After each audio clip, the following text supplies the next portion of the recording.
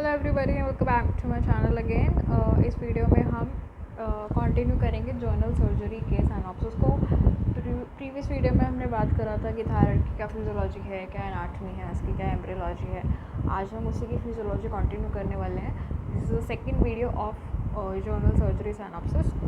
तो यहाँ पे हम बात करते हैं, फर्दर कंटिन्यू करते हैं। तो सबसे पहले जो लोग नए हैं मेरे चैनल पे आए हुए हैं, मैं उनको ये बताना चाहती हूँ कि जो मेरा चैनल है उसमें सारी के सारे डेंटिस्ट्री से रिलेटेड सारे सब्जेक्ट्स मैं कवर करती हूँ। उनका साइनॉप्सिस एक मेन बुक जो होती है हमारी डेंटल पल्स, वहाँ से कवर करने की कोशिश करती हूँ। तो ये जो बुक होती है उनके लिए होती है जो फर्दर एग्ज़ाम्स देना चाहते हैं, MDS का एग्ज़ाम देना चाहते हैं, कोई और भी एग्ज़ाम देना चाहते हैं, तो उनके लिए बहुत इंपॉर्टेंट होते हैं सारे टॉपिक्स। प्लस अगर आप अपने बेसिक स्ट्रॉन्ग करना चाहते हैं तो आप एक बेसिक इन्फॉर्मेशन के लिए भी मेरे चैनल को फॉलो कर सकते हैं। सो अगर आप कोई भी ईयर का डेंटिस्ट्री कर रहे हो, चाहे first year, second year, third year, कोई भी आप फॉलो कर सकते हैं, बिकॉज सारे सब्जेक्ट्स में फॉलो कंप्लीट करवाते हैं। So okay, so don't forget to subscribe and hit on the notification bell because every time I upload a video you will be get notified. So let's get started. We were doing physiology, तो physiology continue कर रहे हैं। Point number K और L पढ़ते हैं। इसमें क्या बात कर रखी है, दोनों पॉइंट्स मैं आपको थोड़ा सा बता देती हूँ पहले कि मेन बात कर रखी है कि कैसे क्या चीज़ें स्टिमुलेट होती हैं। सबसे पहले क्या होता है, हमारी बॉडी में हाइपोथैलेमस होता है। ये हाइपोथैलेमस जाता है पिट्यूटरी को स्टिमुलेट करता है। पिट्यूटरी फिर हार्मोन बना के थायराइड को स्टिमुलेट करती है और थायराइड अल्टीमेटली जो है हार्मोन्स बनाती है T3 और T4। ठीक है, तो ये चीज़ मैकेनिज्म है। अब इसमें हाइपोथैलेमस पिट्यूटरी को कैसे स्टिमुलेट कर रहा है, हाइपोथैलेमस बना रहा है thyrotropin releasing hormone, thyrotropin releasing factor actually, और ये पिट्यूटरी को जाके स्टिमुलेट कर रहा है। पिट्यूटरी फिर फर्दर एक हार्मोन बनाती है TSH, that is thyroid, this TRF was thyrotropin releasing factor and this TSH is thyroid stimulating hormone. ये जो TSH जो पिट्यूटरी से निकला, एंटीरियर पिट्यूटरी से निकला, वो जा कर के थायराइड पे स्टिमुलेशन करता है और थायराइड को कहते हैं कि वो T3 T4 बनाए। तो इस हिसाब से साइकिल चलती रहती है। ठीक है, फर्दर जब T3 T4 की अमाउंट अगर ओके रहती है तो नॉर्मल साइकिल चलती रहती है। जैसे ही T3 T4 अमाउंट T3 और T4 की अमाउंट कम होने लगती है, वो फर्दर से हाइपोथैलेमस स्टिमुलेट हो जाता है नेगेटिव फीडबैक मैकेनिज्म से, जिससे कि हाइपोथैलेमस और TRF बनाता है, फिर और ज़्यादा TSH बनाती है। तो इस हिसाब से ये जो साइकिल है चलता रहता है। अब यही इन दोनों पॉइंट्स में बात कर रखी है। दूसरा एक इंपॉर्टेंट चीज़ जो है कि साइक्लिक एम्पी फॉर्मेशन ज़रूरी होता है TSH के लिए। ये दोनों चीज़ आपको पता होनी चाहिए। फिर यहाँ पे बात कर रखी है कुछ important metabolic effects of thyroxine की, जो आपको पता होना चाहिए कि थायरॉक्सिन का क्या इफेक्ट होता है। It increases oxygen consumption of almost all metabolically active tissues. It increases basal metabolic rate.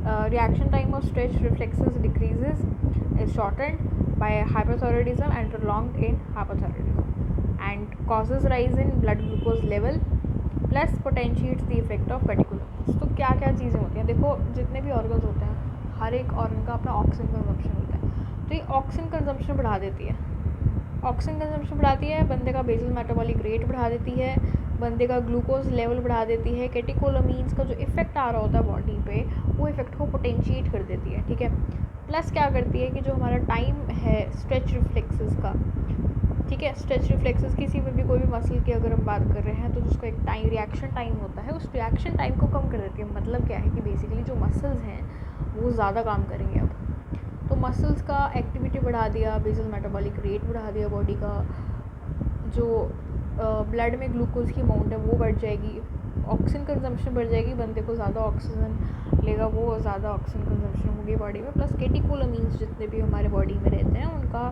Action बढ़ जाता है। तो ये सारा काम होता है थायराइड के हार्मोन्स का। जैसे ही थायरॉक्सिन जो है बढ़ता है बॉडी में तो ये सारे काम करता है। तो ये सारी चीज़ें पता होनी चाहिए, ये सारे एक्शन रहते हैं। थायराइड बेसिकली हमारे मसल्स को, BMR को, ग्लूकोज को भी इफेक्ट करता है। इसलिए जिन लोगों में थायराइड की बीमारियाँ होती हैं उनमें ग्लूकोज का भी थोड़ा सा बॉडी में शुगर का भी लेवल घटता बढ़ता रहता है। ऑक्सीजन कंजम्पशन, BMR, मसल्स थोड़ी सेकेंडरी बात है, बट मेन जो चीज़ है ग्लूकोज थोड़ी सी इफेक्ट होती है जिन लोगों को थायराइड की प्रॉब्लम्स रहती है। उसके बाद आगे चलते हैं, असेसमेंट ऑफ थायराइड फंक्शन का बात करते हैं। तो यहाँ पे लिखा हुआ है the most useful index of thyroid function is the direct measurement of circulating thyroid hormones, that is T3 and T4। It is mostly done by radio immuno assay. पहली बात क्या पता चली कि रेडियो इम्यूनो एसे जो होता है उससे हम डायरेक्ट T3 T4 का अमाउंट पता कर सकते हैं। तो अगर आपको देखना है कि बॉडी में थायराइड का हार्मोन सही है, सही बढ़िया चल रहा है, तो आप क्या करो, आप रेडियो इम्यूनो एसे करवा लो, उससे आपको T3 T4 का एग्जैक्ट वैल्यू पता चल जाएगा। अगर T3 T4 नहीं देखना, आप अगर सीरम TSH देखना चाहते हो, वो भी एक सेंसिटिव टेस्ट होता है हाइपोथायराइडिज्म के लिए। जिन लोगों में हाइपोथायराइडिज्म होता है, मतलब थायराइड हार्मोन्स बन ही नहीं रहे, उन लोगों में T3 T4 तो बन ही नहीं रहा। तो अब क्या T3 T4 जब बन ही नहीं रहा तो देखोगे कहाँ से? तो आप TSH देखते हो, ठीक है। हाइपोथायराइडिज्म में आप TSH देखोगे। It is use to distinguish the primary and secondary hypothyroidism. It is raised in primary hypothyroidism and also almost undetected in hypothyroidism. देखो क्या बात कर रही है कि TSH हम उन लोगों में देखते हैं जिसमें हाइपोथायराइडिज्म होता है, ये डिस्टिंग्विश कर देता है प्राइमरी और सेकेंडरी हाइपोथायराइडिज्म को, ठीक है। मतलब अगर कुछ लोगों का थायराइड कम बनता है, हाइपो हैं, अगर वो लोग हाइपोथायराइड के पेशेंट्स हैं, तो उनमें अगर हमें देखना है लेवल्स का कि क्या सीन है, तो हम TCH को बेसिकली यूज़ करते हैं। ये भी डिफ्रेंशिएट कर देता है कि भी हाइपोथायराइडिज्म में प्राइमरी है या सेकेंडरी है, ठीक है।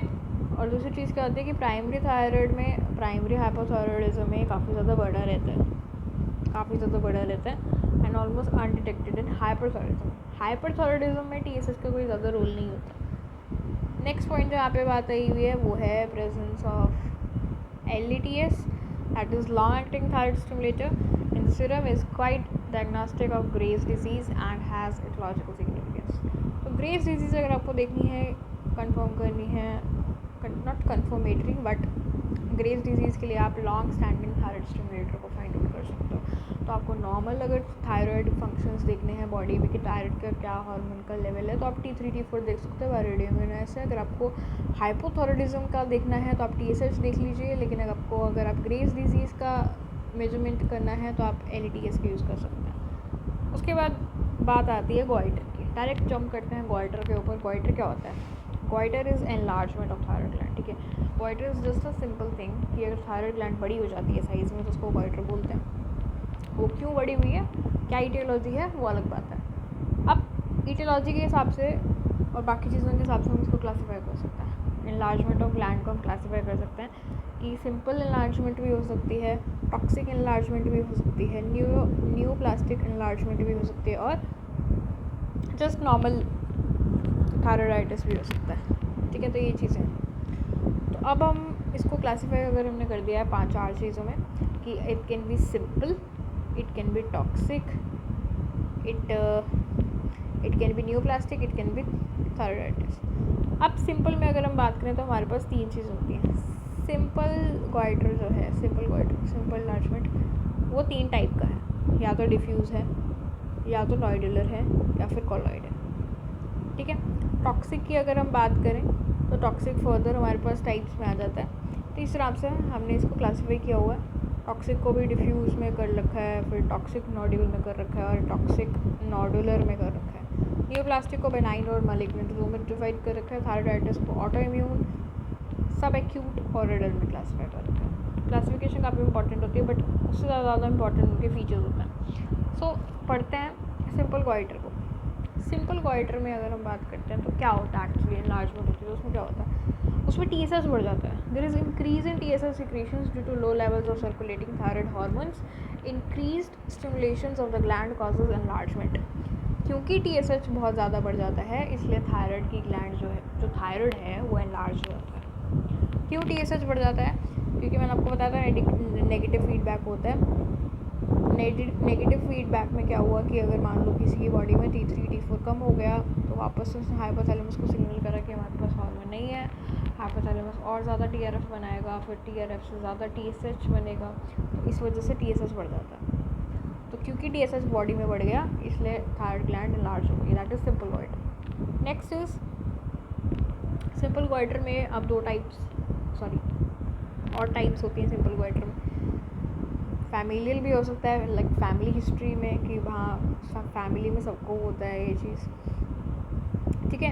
एंडेमिक हो सकता है ये चीज़ because of low content of iodine, मतलब कहीं किसी जगह पे आप कई लोग आयोडीन कम खा रहे हैं तो वहाँ पे देखने को मिल सकता है।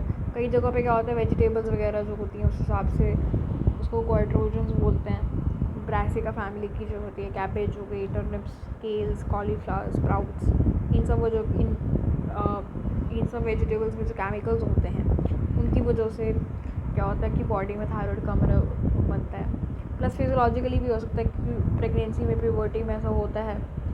स्पोरैडिक हो सकता है जिसका कोई स्पेसिफिक कॉज ही नहीं है। तो इन सब चीज़ों की वजह से भी हमारी बॉडी में T3 T4 कम हो सकता है, जिसकी वजह से अल्टीमेटली TSH बढ़ेगा और थायराइड ग्लैंड एनलार्ज रहेगी।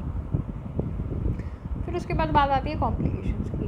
अब अगर TSH बढ़ गया बॉडी में तो क्या कॉम्प्लिकेशन होएगी? कॉम्प्लिकेशन इसकी बेसिकली जो नॉड्यूलर और कॉलॉइड टाइप्स होती हैं उसमें दिखाई देती है, ठीक है। सिंपल गोइटर डिफ्यूज़ वाले में नहीं दिखाई देती। अब कॉम्प्लिकेशन क्या होती है नॉड्यूलर और कॉलॉइड में? सेकेंडरी थायरोटॉक्सिकोसिस हो सकता है उस बंदे को, ट्रेकियल ऑब्स्ट्रक्शन हो सकती है और कार्सिनोमा भी हो सकता है। तो ऑब्स्ट्रक्शन, कार्सिनोमा और थायरोटॉक्सिकोसिस ये चीज़ें हो सकती हैं TSH बढ़ने से उन टाइप्स में जो कि नॉड्यूल और कॉलॉइड टाइप्स हैं। Now there is a note that the type of leukoplakia which is more prone in malignant transformation is speckled or nodular. Okay.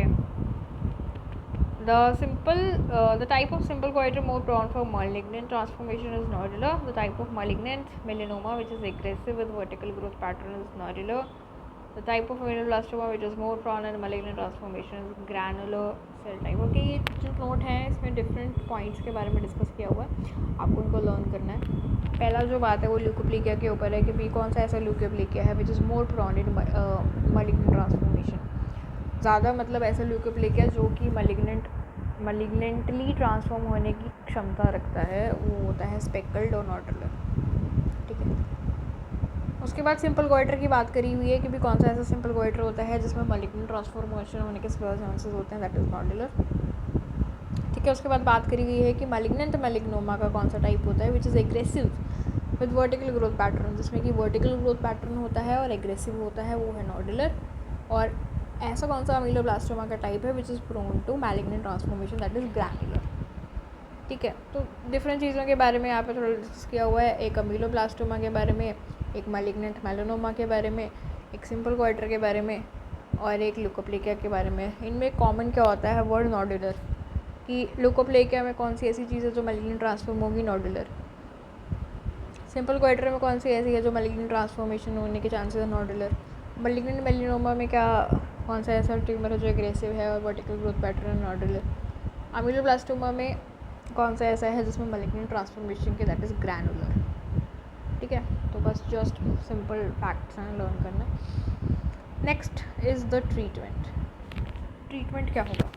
Treatment includes addition of iodides to common salt in endemic areas. अगर endemic areas में यहाँ पे iodine की कमी है तो आप खाने वगैरह में, सॉल्ट वगैरह में आयोडीन डालो, ठीक है। डिस्कंटिन्यूएशन ऑफ, अगर कोई ऐसी ड्रग चल रही है जो कि थायराइड कम बनाने दे रही है उसको हटाओ।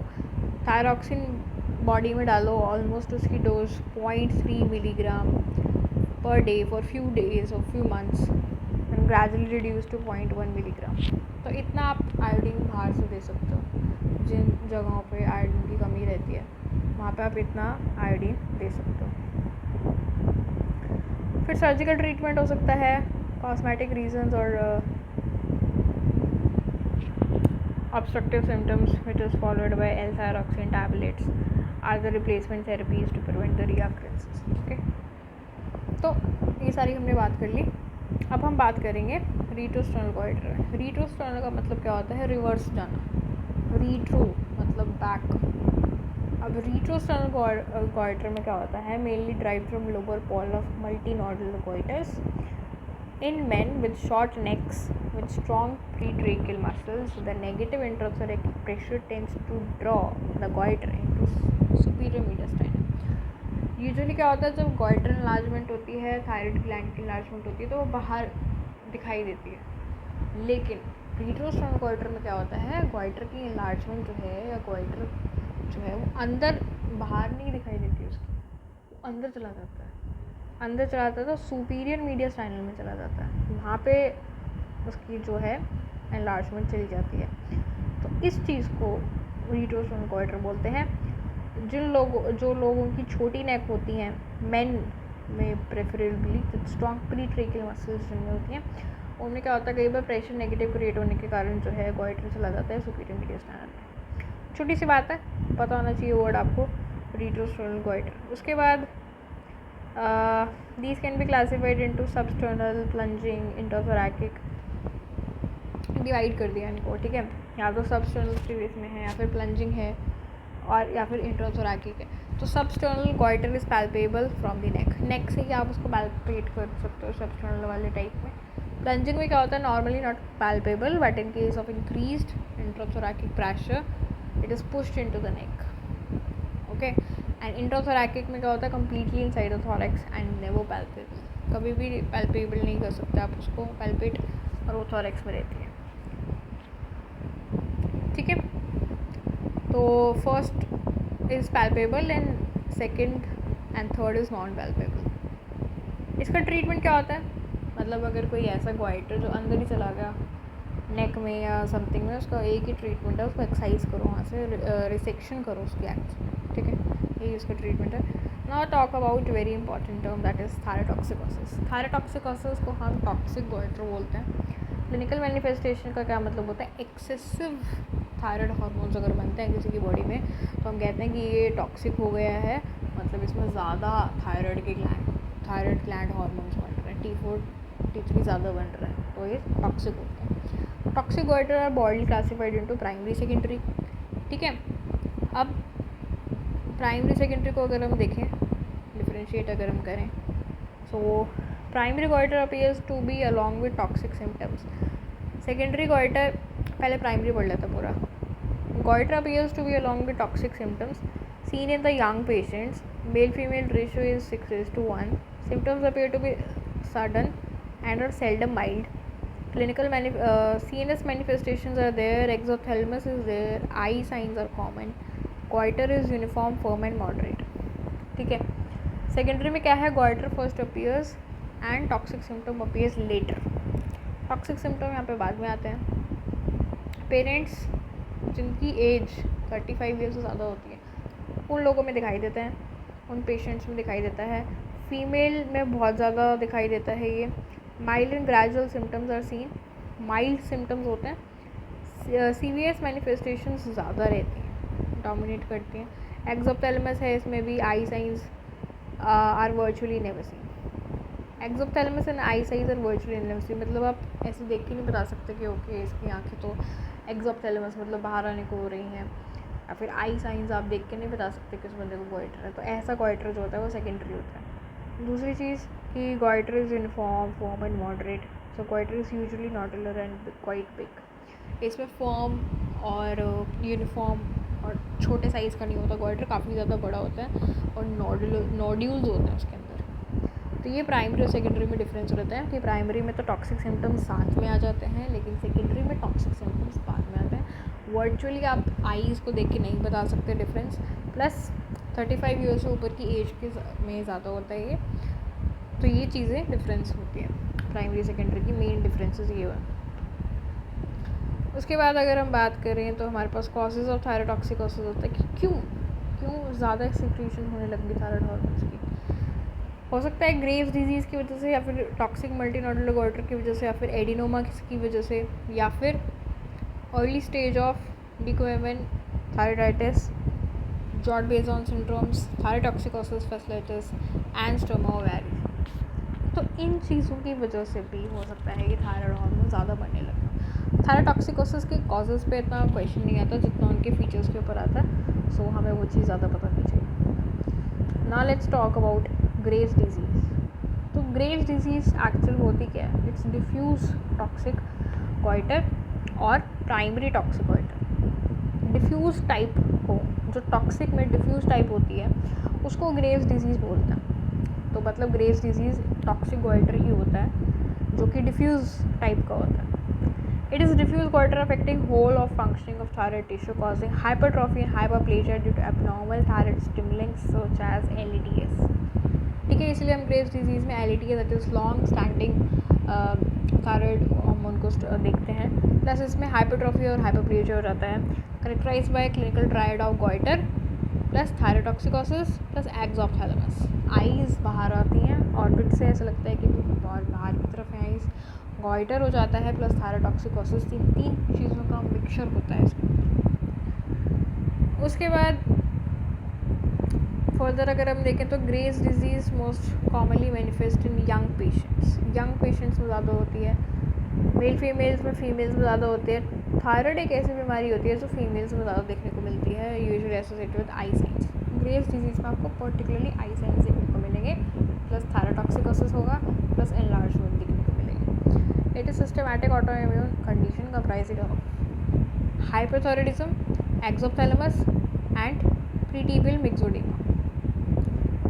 प्रीटिबियल मिक्सोडीमा क्या होता है? It is the thickening of the skin with mucin like deposits in the lower part of the leg जो है, लेग्स में लोअर पार्ट में उनकी जो स्किन होती है वो थिक हो जाती है, बिकॉज वहाँ पे एक म्यूसिन मटेरियल जो है डिपॉजिट हो जाता है। ये जो चीज़ होती है ग्रेव्स डिजीज़ में दिखाई देती है, ये आपको पता होनी चाहिए। उसके बाद LATS की हमने बात करी है कि it is LAG antibody with larger durations of stimulus. It produces its maximum effect after approximately 20 hours as compare to 2 hours in case of TSH। LATS का क्या सीन होता है कि इसका जो इफेक्ट है 20 आवर्स में आता है, लेकिन वहीं पर TSH की बात करें तो उसका इफेक्ट सिर्फ 2 आवर्स के अंदर आ जाता है। Hypothyroidism results from the binding of antibodies to TSH receptors that stimulate the thyroid function.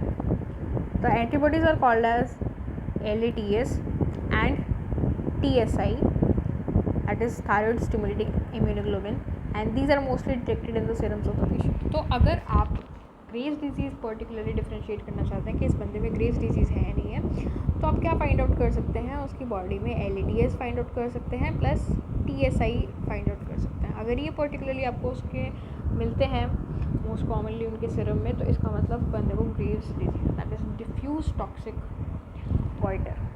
ठीक है। क्लिनिकल फीचर्स की अगर हम बात करें तो उसमें क्या होता है? Clinical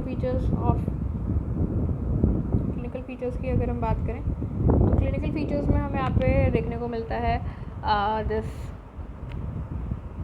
thyrotoxicosis, restlessness, emotional instability, insomnia, tremors, abducted fingers, hyperactive tender reflexes, intolerant to heat, sweating, thirst, weight loss। ये सारी चीज़ें ग्रेव्स डिजीज़ में देखने को मिलती हैं। ठीक है। बंदे को बहुत ज़्यादा रेस्टलेसनेस फील हो रही होती है, चैन से नहीं बैठ पाता, उसको बहुत ज़्यादा ट्रेमर्स आ रहे होते हैं। ठीक है, झटके आ रहे होते हैं। प्लस क्या होता है, हीट, बहुत ज़्यादा हीट इंटॉलरेंस हो जाती है, बंदे को गर्मी बहुत ज़्यादा लगने लग जाती है, स्वेट वो बहुत ज़्यादा करने लग जाता है, उसको बहुत ज़्यादा प्यास लगने लग जाती है, उसका वेट लॉस काफ़ी ज़्यादा होने लग जाता है।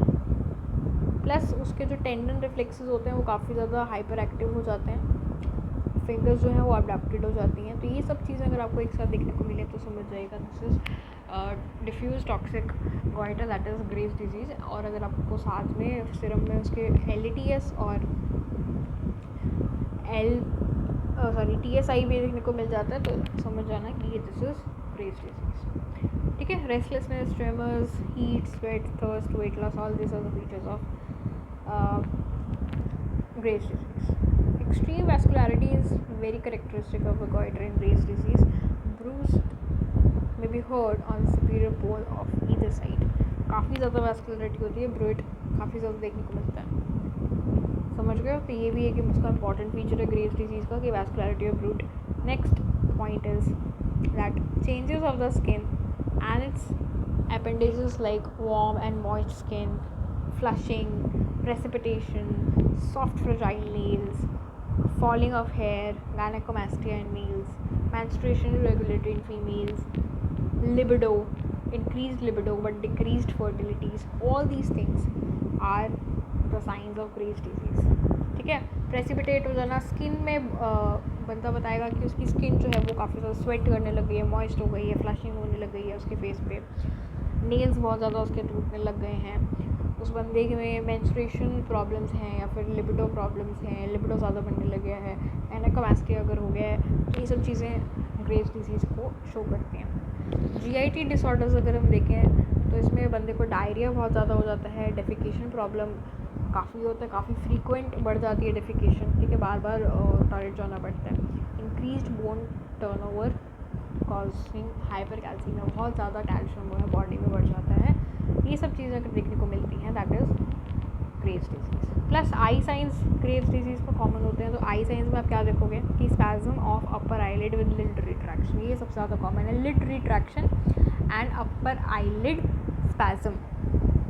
Proptosis with widening of palpebral fissures, supraorbital and infraorbital swellings, congestion edemas and chemosis of conjunctiva। Eye signs में मेन जो चीज़ है वो लिड रिट्रैक्शन है, plus spasm of upper eyelid है, plus widening of palpebral fissure है, swelling आने लग जाएगी, आंखें सूजी हुई लगेगी, एक्सोथैलेमस लगेगा। These are all the features of Graves disease. ऐसा नहीं है कि सिर्फ ग्रेव्स में ही होते हैं, बट पर्टिकुलरली ग्रेव्स में ये सब भी दिखाई देता है। ओके ओके, सो यहाँ पे आपने अदर आई साइंस के बारे में बात करी थी, वॉन जेफ्रेज, जॉफ्रॉइज, मोबियस, डैलरे, स्टीवैक। वॉन जेफ्रे में क्या होता है, आप पेशेंट को अगर ये बोलते हो ना कि आप ऊपर देखिए, सॉरी नीचे देखिए, तो जब तक उसकी आँख नीचे तक आती है, उसकी जो लिड है वो बाद में पीछे पीछे उसके आती है, मतलब साइमल्टेनियसली लिड और आई दोनों नीचे नहीं आ रही होती है, डिफरेंस होता है। दैट इज़ वॉन जेफ्रे। जॉफ्रॉइज में क्या होता है कि patient is asked to look upward, ऊपर देखने को बोलते हैं, तो उसमें क्या होता है, बंदे के फॉरहेड पे रिंकलिंग नहीं होती, तो हम समझ सकते हैं it can be thyrotoxicosis. Mobius sign में क्या होता है, कन्वर्ज नहीं हो पाती आई बॉल्स। डैलरे में क्या होता है कि अपर स्क्लेरा दिखाई देने लग जाता है, मतलब जो आँख में नॉर्मल ऐसे दिखती है ना आँख, उसमें अब ऐसे दिखने लग जाती है, ऊपर का स्क्लेरा भी दिखता है, तो थोड़ा डेंजरस सा लगता है। स्टीवैक में क्या होता है, नॉर्मल रिकलिंग और स्टेयरिंग लुक, मतलब रिंकलिंग नहीं है आँख में, आँख झपक नहीं रही है, ऐसा लग रहा है बंदा घूर रहा है बैठ के, तो दैट इज़ स्टेविक साइन। ये सारे के सारे आई साइंस हमें देखने को मिलते हैं। उसके बाद about 30% cases of Graves disease में हमें गैस्ट्रिक पैराइटल सेल्स के अगेंस्ट एंटीबॉडीज़ देखने को मिलती हैं सिरम में, प्लस थायराइड ऑटो एंटीबॉडीज़ भी देखने को मिलती है 1/3 ऑफ द केसेस में। फिर अब हम बात करने वाले हैं वेन्स क्लिनिकल डायग्नोस्टिक इंडेक्स की, जिसमें कुछ नंबर्स हैं, साइंस के हिसाब से आपको नंबर्स को ऐड अप करके डायग्नोसिस बनाना है, that is Wayne's clinical diagnostic sign. तो this is a table of Wayne's clinical diagnostic index, जिसमें कि साइंस और सिम्टम्स के हिसाब से नंबर्स को ऐड अप किया हुआ है कि अगर बॉडी में पैल्पेबल थायराइड है तो +3, अगर बॉडी में एक्सोथैलेमस से आँखें बाहर आ रही हैं +2, लिड रिट्रैक्शन हो रही है तो +2, फिंगर्स में अगर फिंगर हिल रही हैं, ट्रेमर आ रहा है उनमें तो +1, ब्रूट ओवर थायराइड अगर दिख रहा है तो +2, एट्रियल फिब्रिलेशन है अगर हार्ट में तो +4, पल्स रेट अगर 90 से ज़्यादा है तो +3, पल्स रेट अगर 80 से ज़्यादा है तो कुछ नहीं। इन सब चीज़ों को ऐड अप करेंगे तो एक डायग्नोसिस बनेगा। लेकिन अगर मान लो किसी को थायराइड पैल्पेबल ही नहीं हो रहा, it's not able to palpate thyroid, तो -3, ठीक है। ब्रूट अगर नहीं दिख रहा थायराइड पे तो -2, और पल्स रेट अगर 80 से ज़्यादा है तो -3। फिर सिम्टम्स में अगर हम बात करें आगे जाके, तो पैल्पिटेशंस अगर दिख रही हैं सिम्टम्स में, ठीक है, सिम्टम्स होते हैं तो पेशेंट खुद बताता है कि ओके मेरे को पैल्पिटेशन फील हो रही है तो +2, एक्सेसिव स्वेटिंग अगर बंदे को आ रही है, स्वेट ज़्यादा कर रहा है +3, और अगर उसका खाना पीना बढ़ गया, एपेटाइट बढ़ गई है तो +3। इन सब चीज़ों को ऐड अप करके हम एक डायग्नोसिस बना सकते हैं, that is when clinical diagnosis. Plus और भी पॉइंट्स हैं यहाँ पे कि एपेटाइट कम हो गई है अगर बंदे की तो -3, वेट अगर उसका बहुत बढ़ गया तो -3, वेट अगर कम हो गया तो +3, प्रेफरेंस फॉर कोल्ड अगर उसको ठंडी लग रही है तो +5, अगर उसको गर्मी लग रही है तो -3। तो an index over 19 indicates toxic thyroid, अगर 19 तक का वैल्यू बन जाता है तो उसका मतलब होता है टॉक्सिक थायराइड है। Index below 11 indicates non toxic thyroid, ठीक है। तो 11 से कम अगर है तो सेफ है। उसके बाद thyrotoxicosis when affects previously existent multinodular और nodular goiter, it is called as secondary thyrotoxicosis, ठीक है। अगर प्रीवियसली एग्जिस्टेंट मल्टीनोडुलर और नोडुलर गॉइटर था, उसको अगर अफेक्ट कर रहा है थायरोटॉक्सिकोसिस, तो ये सेकेंडरी थायरोटॉक्सिकोसिस बन जाता है। Tachycardia with sleeping pulse rate mostly over 80, plus palpitations, low diastolic pressures with high systolic pressures causing increased pulse pressures, water in your pulse, atrial fibrillations, congestive heart failures, ankle edemas, dyspneas are all the clinical features which are seen in the secondary thyrotoxicosis. Cardiovascular manifestations are more dominant, while exophthalmos and eye signs are virtually never seen. They are never seen. कभी आप देख नहीं सकते इसे secondary thyrotoxicosis में. ठीक है. उसके बाद the 3 main approaches in the treatment of thyrotoxicosis. Main approach क्या होती है, क्या कैसे ठीक करूँ. थायरोटॉक्सिकोसिस या ग्रेव्स डिजीज़ दोनों है, उसमें क्या अप्रोच रहेगी. आप एंटी थायराइड ड्रग्स दो बंदे को, plus radio active thyroid iodine दो, प्लस सर्जरी. ये 3 चीज़ें हम यूज़ करते हैं जिन लोगों को थायरोटॉक्सिकोसिस या फिर ग्रेव्स डिजीज़ होता है. मतलब टॉक्सिक गॉइटर अगर किसी को होता है तो वहाँ पे 3 चीज़ें हम उसको ट्रीटमेंट में देंगे. या तो ड्रग्स दे देंगे, या फिर रेडियो एक्टिव आयोडीन देंगे, या फिर सर्जरी कर देंगे. तो besides these are the non specific measures, जैसे कि रेस्ट दो बंदे को, सेडेशन प्लस बीटा एनाल्जेसिक, ये सब चलता है साथ में. ठीक है. So this is all about thyrotoxicosis. मतलब हमने थायराइड में उनका बेसिक पाथवे पढ़ा, यहाँ पे फिजियोलॉजी पढ़ी, उसके बाद हमने उसकी क्लासिफिकेशन पढ़ी, और पहला पार्ट जो उसका सिंपल गॉइटर था, उसके बाद हमने टॉक्सिक गॉइटर भी पढ़ा है इस वीडियो में. तो आगे की वीडियो में बाकी पार्ट्स पढ़ेंगे. And if you find it helpful, you can like it, subscribe it, as well as share it with your friends and families. Plus, if you have any question regarding this, you can comment down below. I'll answer it.